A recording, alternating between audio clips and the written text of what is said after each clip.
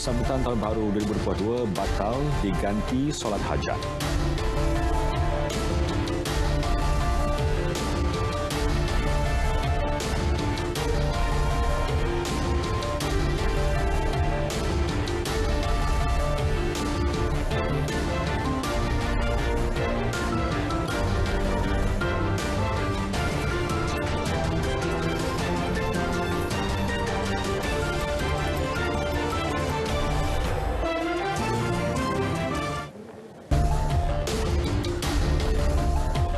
Assalamualaikum, salam sejahtera. Berita tengah malam bersama saya Muhammad Shah Musa. Sambutan Tahun Baru 2022 dibatalkan dan akan digantikan dengan solat hajat serta doa selamat. Ia sebagai tanda menghormati dan bersimpati dengan penduduk terjejas serta mangsa bencana banjir. Perdana Menteri Datuk Seri Ismail Sabri Yaakob berkata, beliau telah meminta Menteri di Jabatan Perdana Menteri Hal Ehwal Agama Idris Ahmad, Jabatan Kemajuan Islam Malaysia dan Yayasan Dakwah Islamiah Malaysia supaya menganjurkan solat hajat dan Malaysia berzikir ambang 2022 esok di Masjid Putrajaya. Susulan itu, Perdana Menteri mengajak keluarga Malaysia untuk salat maghrib berjemaah, solat hajat dan doa selamat. Bagi mereka yang tidak berpeluang hadir, boleh mengikuti siaran secara langsung di RTM. Perdana Menteri turut menyarankan masjid di seluruh negara, terutamanya masjid negeri agar menganjurkan majlis sama. Keluarga Malaysia yang bukan beragama Islam pula boleh melakukan sembahyang mengikut kepercayaan dan agama masing-masing. Beliau berharap segala usaha yang dilakukan akan mendapat keberkatan dan Malaysia akan menjadi lebih baik daripada tahun-tahun sebelum ini. Angka penduduk terjejas banjir di Kelantan dan Terengganu terus melonjak. Di Kelantan, 1,186 penduduk daripada 350 keluarga kini berlindung di 14 PPS, manakala Terengganu merekodkan 114 keluarga terdiri daripada 388 individu kini ditempatkan di 2 PPS. Berikut statistik penduduk terjejas banjir di 5 negeri setakat 11 malam tadi.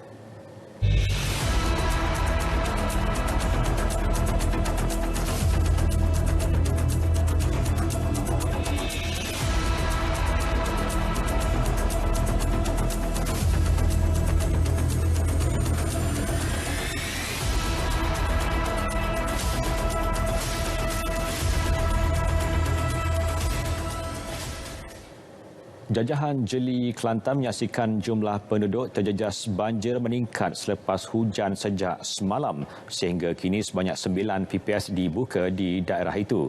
Untuk perkembangan semasa, kita bersama Amirul Hafiz Rosli. Amirul, silakan. Baik, terima kasih rakan setugas di Angkasa Puri. Assalamualaikum dan salam sejahtera. Sekarang ini saya berada di Pusat Pemindahan Sementara PPS Dewan Orang Ramai Kesedar, Sungai Satan, Jeli untuk meninjau keadaan situasi terkini di PPS ini. Dan untuk perinciannya kita bersama dengan Ahli Parlimen Jeli yang juga Menteri di Jabatan Perdana Menteri Ekonomi iaitu Datuk Seri Mustafa Mohamed. Apa khabar? Alhamdulillah. Assalamualaikum warahmatullahi wabarakatuh. Ini merupakan gelombang kedua, kali kedua penduduk Jeli terlibat dalam banjir ini. Yang pertama 2 minggu lepas.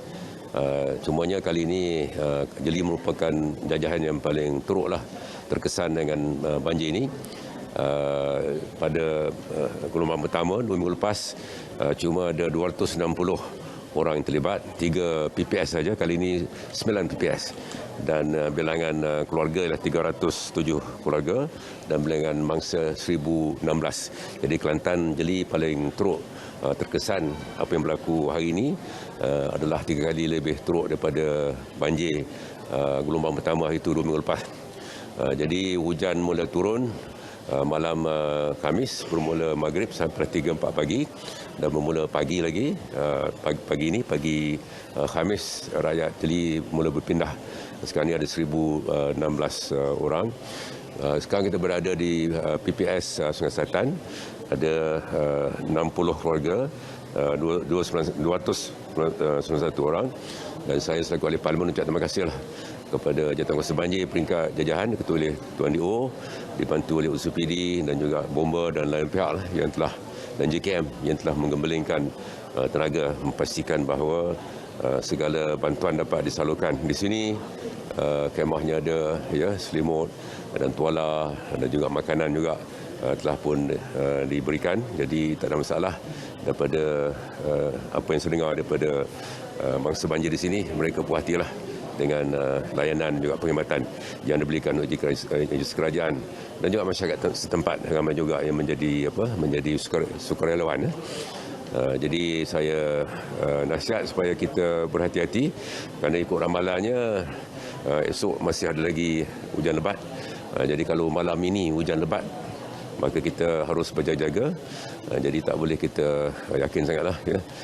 Jadi saya sekali lagi ucap terima kasih kepada semua atas segala kerjasama memastikan bahawa 1,016 orang dijaga dengan baik. Ya. Kita bersyukurlah setakat ini terkawal. Tidak seperti di Selangor ataupun di Pahang di mana keadaan banjirnya kita sedia maklum amat serius sekali. Di sini walaupun kali kedua orang sini mereka berpindah secara sukarela, tidak perlu paksa, mereka dah biasa tempat ini. Cuma tempat ini agak sempit sedikit, hampir 300 orang, jadi kita kena besarkan dewan ini kerana ini sebenarnya menjadi pusat ataupun PS yang kekal setiap tahun banjir. Sinilah tempat pemindahannya. Ya. Jadi kena tambah sikit bangunan dan juga tambah tandas. Kerana cuma 4 tandas bagi 300 orang, ini menimbulkan sedikit tekanan. Okey, terima kasih Datuk kerana sudi untuk bersama kami untuk malam ini. Saya fikir itu saja perkongsian yang dapat saya kongsikan, dapat saya berikan untuk anda penonton TV1. Terus patuhi SOP, kita jaga kita. Kembali ke rakan tugas di Angkasa Puri. Assalamualaikum. Baik, terima kasih Amirul.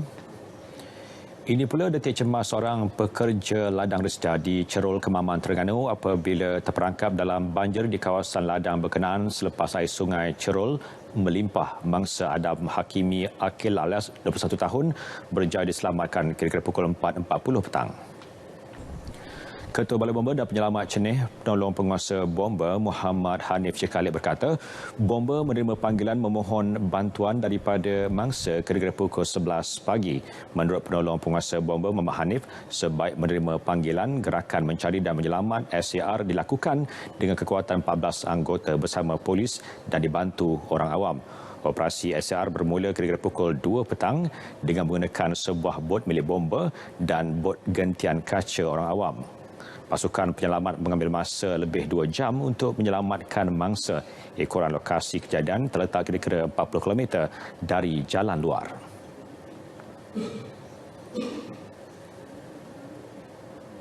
Pemindahan penduduk di Hulu Dungun ke beberapa PPS telah dijalankan sebagai persiapan awal menghadapi banjir gelombang ketiga di daerah itu. Menurut Ketua Polis Daerah Dungun, Superintendent Baharudin Abdullah berkata, pemindahan awal dibuat susulan kenaikan paras air Sungai Dungun ke paras Amaran. Jelas Superintendent Baharudin, terdapat lebih 1,000 penduduk di 6 kampung berisiko banjir di kawasan berkenaan.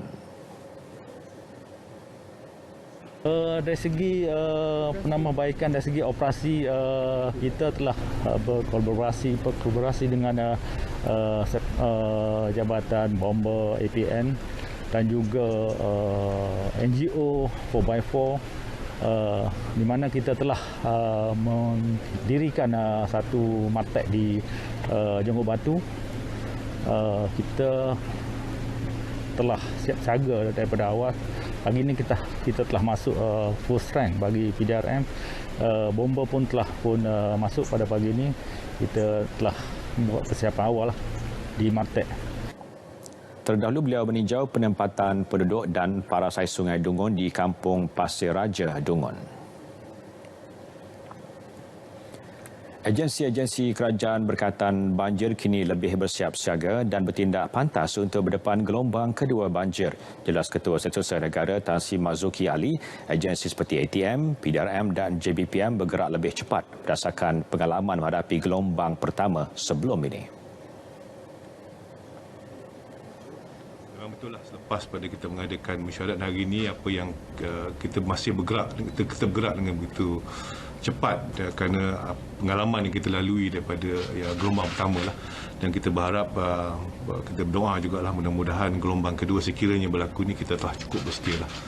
Terutama sekali bagi saya lihat negeri-negeri di Pantai Timur ni memang dari segi kesiapsiagaan mereka dah ada pun. Mereka dah sering kali dilanda bencana banjir. Terdahulu beliau menghadiri taklimat agensi berkaitan banjir di ibu negara. Dalam pada itu, masyarakat diminta sentiasa waspada dengan ramalan cuaca yang dikeluarkan Met Malaysia. Perdana Menteri merakamkan penghargaan kepada Kerajaan Emirat Arab Bersatu UAE yang menghulurkan sumbangan kepada lebih 700 anggota Angkatan Tentera Malaysia ATM yang terjejas akibat banjir. Menerusi catatan di Facebook, beliau berkata anggota tentera yang terjejas menerima sumbangan barangan keperluan asas dan makanan yang disampaikan Duta UAE ke Malaysia, Khalid Ghanim Muhammad Al-Ghaith kepada ATM yang diwakili Panglima ATM, Jeneral Tan Sri Effendi Buang. Sumbangan berkenaan akan diagihkan bermula hujung minggu ini kepada keluarga ATM yang terjejas terutamanya di Selangor dan Pahang. Sementara itu, UAE terus memberi sumbangan 2,000 paket barangan keperluan asas untuk diagihkan kepada penduduk terjejas banjir. Penasihat Diraja Badan Amal Kasih Sayang Malaysia, Bakasa, Tengku Paduka Sri Teja, Tengku Muhaini Almarhum Sultan Ahmad Shah berkenan menerima sumbangan tersebut yang terdiri daripada barangan dapur, beras, minyak masak dan kit kebersihan. Sumbangan tersebut disampaikan Wakil Kedutaan UAE di Malaysia, Khalid Ghanim Al-Ghaith dan Timbalan Setiausaha Agung Red Crescent, Farhad Abdul Rahman Sultan.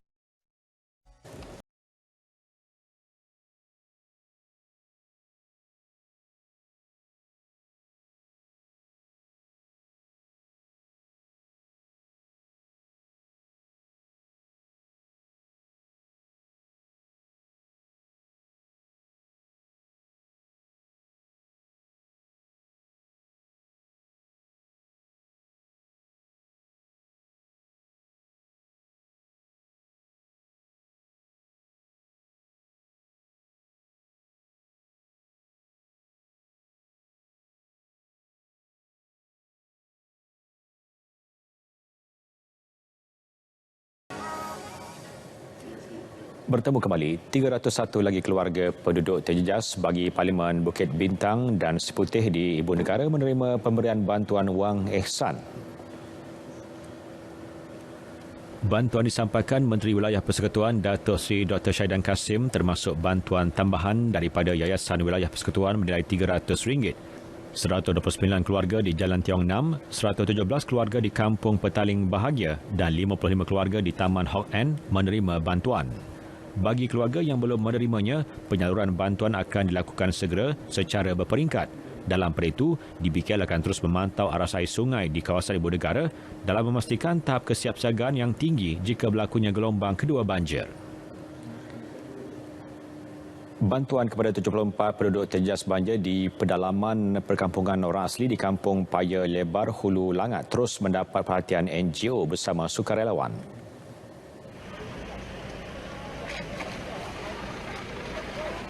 PDRM juga menerima 6 motosikal kuasa elektrik e-bike bagi memudahkan tinjauan pantas di kawasan terjejas. Okey, bantuan hari ini daripada Munawarin kita bawakan dengan lampu solar. Lampu solar yang mana sangat perlu dipakai di tempat-tempat kediaman yang banyak kemusnahan berlaku. Basikal e-bike, okey. E-bike ni daripada China. Okey, dia menggunakan kuasa elektrik, okey. Sekali cas boleh pergi menjangkau sehingga 100 km perjalanan. Charging time lebih kurang 3 jam setengah. And then kelajuan dia maksimal lebih kurang 80 km sejam. Terima kasih kepada NGO Warna Oreng kerana sudi menyumbang barang daripada saya tak putus-putus daripada mula. Pada hari Ahad sampailah hari ini ada sumbangan segi makanan. Rencana kita orang kena banjir ni. Jadi memanglah tahun ni cukup banjir teruklah kampung saya ni. Jadi memandangkan bencana banjir yang berlaku di Hulu Langat ni, yang mana banyak laluan yang tidak dapat ditempuhi oleh kenderaan biasa, maka kita menggunakan e-bike ini, iaitu menggunakan kuasa bateri yang dicas setiap hari untuk meninjau ke lokasi-lokasi yang kita percaya kesan daripada banjir ini perlu ditinjau dan dimasuki agar mangsa-mangsa ni dapat diketahui keperluan dan apa sahaja permasalahannya sampai kepada pihak PDRM. Dan bagi NGO yang datang bersama-sama pada hari ini pun saya dapati mereka ada bawa solar system yang mana jemur kat matahari, kemudian insya-Allah dah boleh pakai.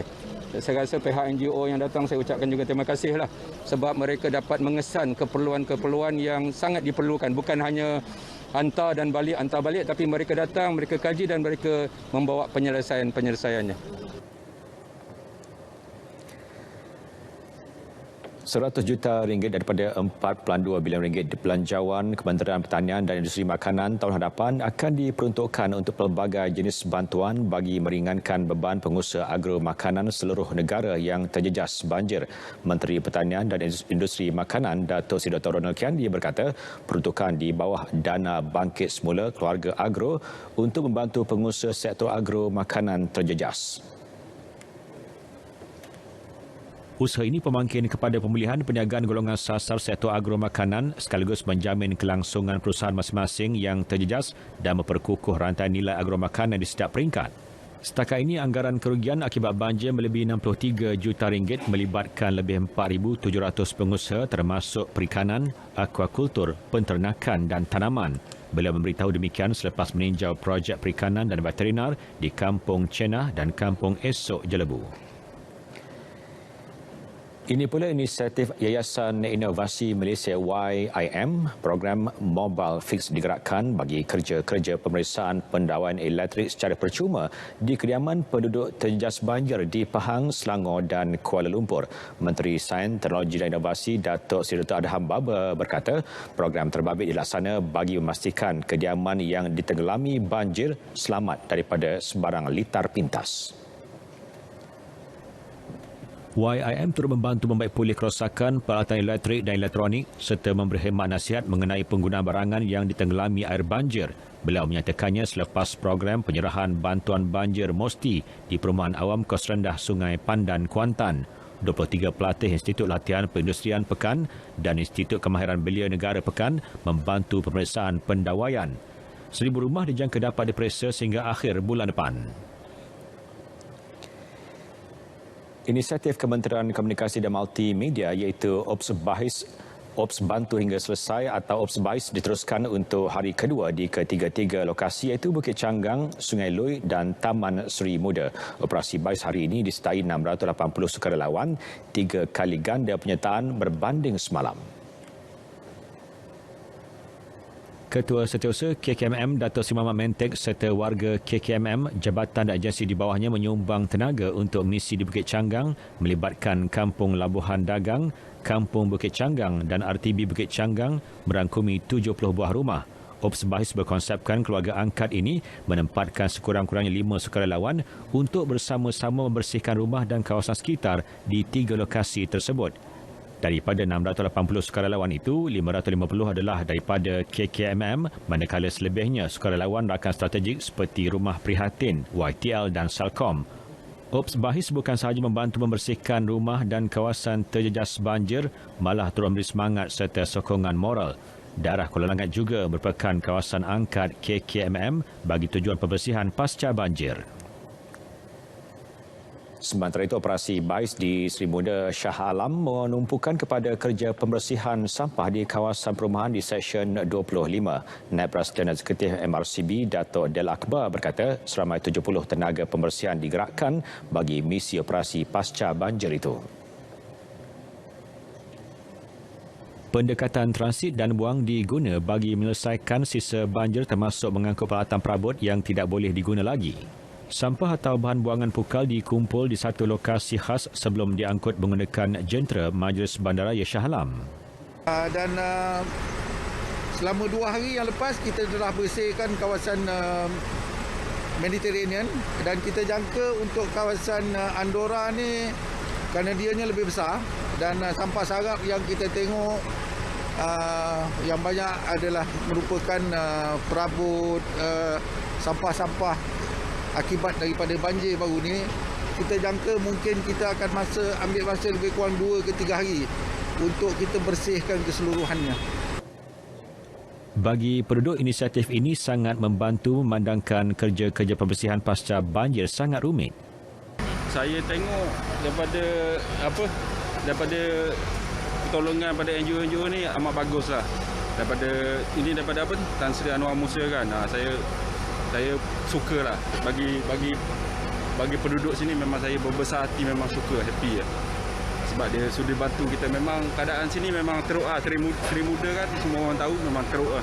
Ucapkan terima kasih banyak-banyak kerana membantu penduduk kawasan sini lah. Kawasan Taman Seri Muda ni. Terima kasih semua kepada NGO dan pihak-pihak berwajib kerana membantu penduduk kawasan Taman Seri Muda. Sekarang kita ikuti pula rangkuman Lensa Keluarga Malaysia memaparkan misi bantuan Kementerian Pelancongan Seni dan Budaya yang menghulurkan sumbangan barangan keperluan kepada penduduk terjejas banjir. Pada masa yang sama turut membantu membersihkan sebahagian kawasan pelancongan dan inap desa yang terkesan akibat banjir. Saksikan.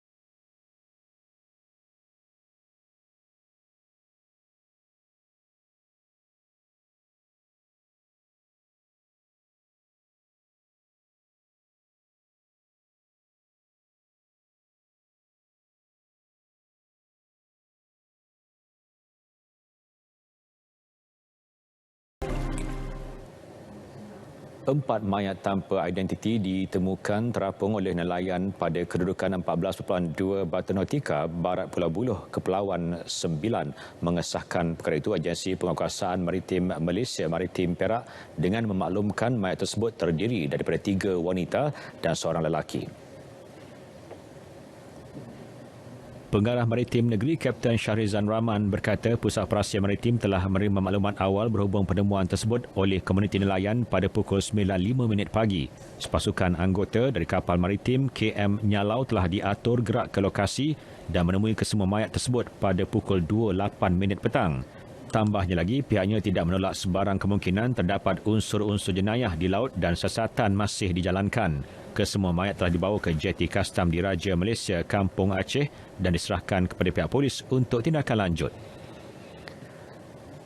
Keputusan sama ada inisiatif laluan perjalanan lengkap vaksin VTL udara antara Malaysia dan Singapura terus ditangguh atau kembali beroperasi akan ditentukan dalam tempoh 48 jam sebelum tamat tarikh penangguhannya iaitu pada 21 Januari depan. Sekiranya diteruskan, penjualan tiket VTL udara mungkin akan dikurangkan 50% berbanding jumlah sedia ada susulan penularan varian Omicron.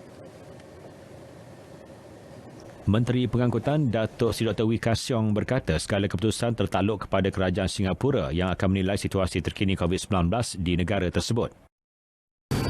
Apabila Omicron ini lebih berleluasa, mengikut apa yang difikirkan oleh pihak Singapura pada masa itu, kata kes baru dia tak luluskan dulu, setakat 20 Januari fasa ini dia tak luluskan yang baru, tapi yang ada dan jual tiket berjalan. Jumlah tiket VTL udara Malaysia Singapura sedia ada melibatkan 1,500 tiket setiap hari dengan 3 penerbangan di kedua-dua arah. Beliau berkata demikian dalam sidang media di Johor Bahru.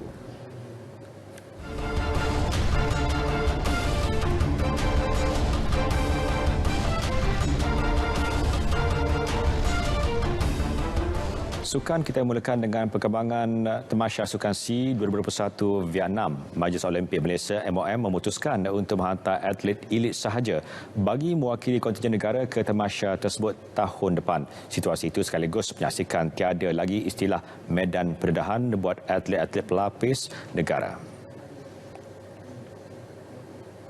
Presiden MOM Tan Sri Muhammad Nozar Zakaria berkata tempoh masa sehingga Februari 2022 akan digunakan bagi menilai prestasi atlet dalam pemilihan Ketemasya Sukan Asia Tenggara itu. Bagaimanapun, beliau menjelaskan barisan atlet pelapis masih berpeluang membuat penampilan di Sukan Dwi tahunan tersebut sekiranya memenuhi kriteria yang ditetapkan. In principle, those 250 athletes who are currently in the MSN Elite program will form the bulk of our contingent to the SEA Games 2022. Additionally, 193 athletes who are in the MSN Pelapis program will also be considered should they meet the criteria. Jelas Tan Sri Muhammad Nozar, syarat kelayakan kesukan C bagi kategori A masih sama, iaitu atlet perlu berada di kedudukan 3 teratas. Manakala syarat baru ditetapkan bagi kategori B ialah atlet perlu berada dalam kelompok 6 terbaik untuk layak berbanding di tempat ke-8 sebelum ini. Beralih ke badminton, Persatuan Badminton Malaysia BAM menafikan laporan yang mengaitkan pemain perseorangan lelaki utama negara Lee Zijia akan meninggalkan badan induk berkenaan. Menerusi satu kenyataan, Setiausaha Agungnya Dato' Kenny Goh berkata spekulasi itu turut ditepis oleh Zijia sendiri ketika beliau menghubunginya. Menurut Datuk Kenny, pemain ranking ke-7 dunia itu juga langsung tidak mengetahui tentang khabar angin yang mengatakan dirinya keluar daripada persatuan itu dan menjadi pemain profesional. Sebaliknya, beliau menjelaskan keazaman dan visi pemain berusia 23 tahun dari Kedah itu masih kekal sama dan akan terus beraksi bersama skuad kebangsaan. Tambah Datuk Kenny lagi, ketika ini Zijia sedang memberi fokus penuhnya terhadap misi Kesukaan Olimpik Paris 2024. Semalam, sebuah portal media tempatan melaporkan juara All England 2021 itu akan meninggalkan BAM dan meneruskan karier sebagai pemain profesional. Selain itu, Zijia turut dilaporkan bakal menerima wang tajan dengan nilai 7 angka sekiranya beliau memutuskan untuk berbuat demikian.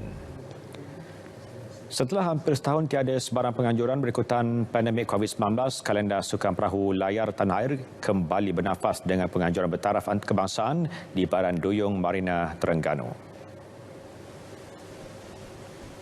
Penganjuran yang dinamakan sebagai Terengganu Monsoon Challenge waktu musim Tengkujuh ini berjaya menarik penyertaan seramai 213 atlet sukan pelayaran dari seluruh negara termasuk negeri Sabah sekaligus menjadi satu penanda arah terbaik buat penganjur ketika ini. Menurut penganjur yang juga Ketua Jurulatih Pelayaran Terengganu, Abdul Rani Idris, sukan pelayaran mengalami sasar sukar ketika pandemik COVID-19 kerana program latihan tidak dapat dijalankan dengan sempurna. Faktor cuaca menjadi cabaran pada kejohanan ini hanya memberi kelebihan kepada pihak penganjur bagi persediaan untuk menghadapi Petas Sukma 2022 nanti. Selama 2 tahun, hampir 2 tahun kita tidak dapat menjalankan sebarang kejohanan oleh kerana COVID-19. Dan ini merupakan kejohanan pertama selepas COVID yang diadakan dan ini merupakan satu permulaan bagi sukan pelayaran. Pada kejohanan yang berlangsung selama 4 hari ini, sebanyak 6 kategori perlombaan dipertandingkan. Lebih menarik, kategori Hansa SS 2.3 turut diperkenalkan dalam usaha untuk menghidupkan kembali program sukan pelayaran buat atlet para yang telah terhenti selepas Olimpik Para Rio 2016.